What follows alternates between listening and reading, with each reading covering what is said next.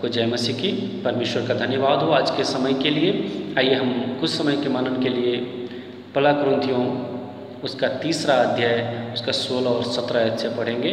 परमेश्वर वचन में इस प्रकार से लिखा हुआ है, क्या तुम नहीं जानते कि तुम परमेश्वर का मंदिर हो और परमेश्वर की आत्मा तुम में वास करता है।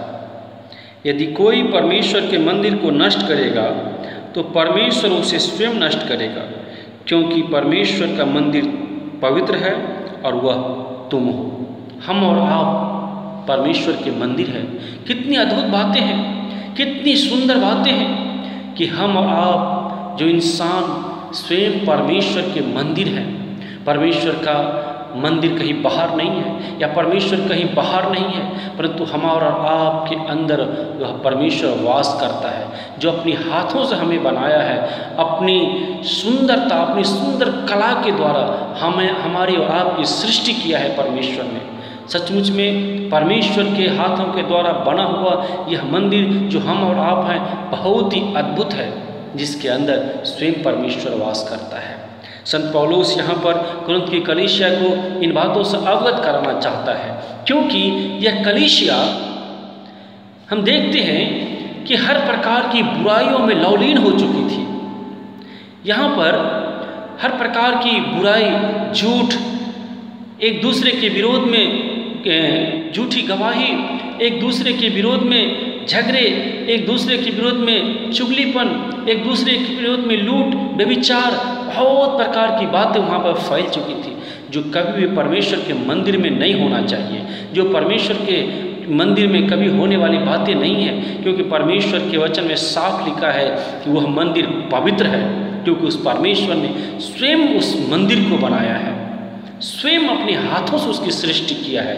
हम और आप परमेश्वर के हाथों के बनाए हुए सृष्टि हैं और उसमें स्वयं परमेश्वर वास करता है। संत पौलुस यहाँ पर इस बात को बताना चाह रहा है कि तुम्हारे अंदर यह कार्य किसी भी रीति से नहीं होना चाहिए, क्योंकि तुम और आप, हम एक परमेश्वर के मंदिर हैं।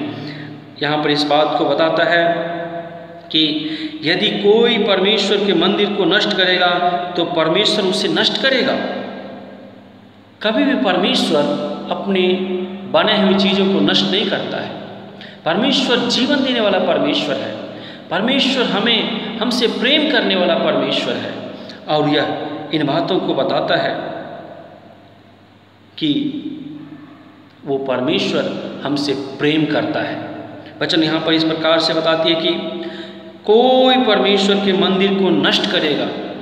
हम और आप परमेश्वर के विरोध में जब कार्य करते हैं, हम और आप जब परमेश्वर के खिलाफ में बोलते हैं, हम और आप जब परमेश्वर के विरोध में बातें करते हैं, यानी कि हम और आप अपने जीवन में जब बुराई को करते हैं, हम और आप जब झूठी बातों करते, विचार की बातों करते, दुनिया के हर प्रकार की बुराई में जब लवलीन होते हैं, हत्याएं करते हैं, दूसरे के खिलाफ में झूठी बातों को बोलते हैं, दूसरे की चीज़ों को हम लूटते हैं, यह परमेश्वर के विरोध में होने वाली कार्य है।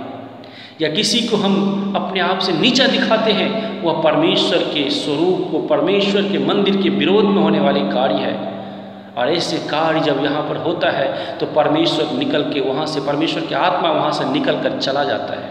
और जब परमेश्वर की आत्मा इस मंदिर से बाहर हो जाता है तो शैतान उसके ऊपर कब्जा कर लेता है, और यह मंदिर फिर पवित्र नहीं रह जाती है, क्योंकि उसे दुष्ट खत्म करने की कोशिश करता है, उसे खराब कर देता है, इसलिए और वह स्वतः नष्ट हो जाता है। इसलिए हमें और आपके जीवन में यह जिम्मेदारी है कि हम और आप इस बात को आज समझें कि हम और आप जब परमेश्वर के मंदिर हैं तो आज उसे हम पवित्रताई को बनाए रखें। उस पवित्रताई के ऊपर हम ध्यान दें कि हमारा परमेश्वर हमसे क्या चाहता है, हमारा परमेश्वर हमारे जीवन में किस प्रकार के कार्यों को चाहता है, हम क्या करें।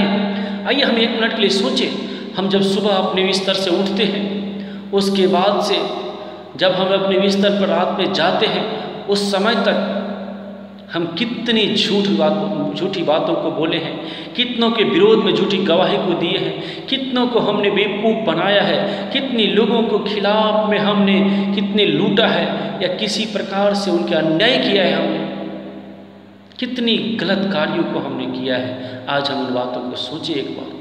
यह सारी कार्य परमेश्वर के मंदिर के विरोध में है। इसलिए हमें और आपको इस बात को समझना है कि किसी भी रीति से हम परमेश्वर के विरोध में कार्य न करें, नहीं तो यह मंदिर नष्ट हो जाएगा। हमारा आपकी जिम्मेदारी है कि यह मंदिर जिसे परमेश्वर ने स्वयं बनाया है वह पवित्र है, तो हम उस पवित्रताई को बनाए रखें, हम उस पवित्रताई की ओर बढ़ते चलें, हम उस पवित्रताई को अपने जीवन में संभाले रखें, किसी भी कीमत में उसे हम उनके स्तर को नीचे न होने दें। आइए हम इन बातों को अपने जीवन में समझें। संत पौलुस आज इस बात को बताना चाहता है कि तुम किसी भी रीति से उसे गिरने नहीं देना है। आइए हम प्रार्थना करें। प्रभु जी, धन्यवाद करते हैं आपके वचन के लिए प्रभु, कि हमें आपने अपने मंदिर ठहराया है जिसमें हम स्वयं आप वास करते हैं। प्रभु हम प्रार्थना करते हैं प्रभु जी, आप हमें सहायता करें कि इस मंदिर को हम संभाले रखें और उसके लिए हम कार्य करने पाएँ। परमेश्वर हमारे जीवन में आप आशीषित करें, सहायता करें, और धन्यवाद करते हैं इन बातों के लिए। हम दुआ उद्धार करता यीशु मसीह के नाम में मांगते हैं पिता, आमीन।